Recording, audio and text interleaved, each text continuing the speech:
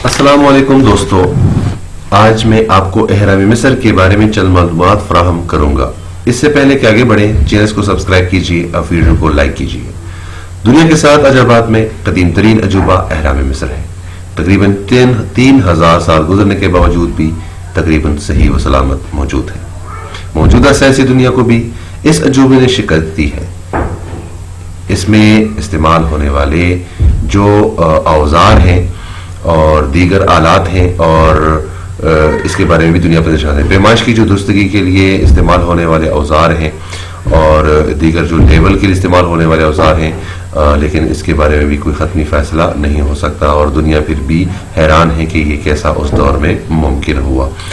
और ये इस पर तहकीकात जारी हैं। साइंसदान व माहिरीन व अहले इल्म जो इस पर अभी भी रिसर्च कर रहे हैं, लेकिन कोई सही जवाब नहीं है कि इतनी बुलंद बाला इमारत एहराम को कैसे बनाया गया है। ये एहराम हज़रत ईसा अलैहिस्सलाम की विलादत से तकरीबन 2000 साल कबल वजूद में आए हैं। लेकिन इनके जो सही और असल मेमारों के बारे में और बनाने वालों के बारे में जो सही अंदाज़ा है अभी तक नहीं पता चला कि इसको किसने बनाया है।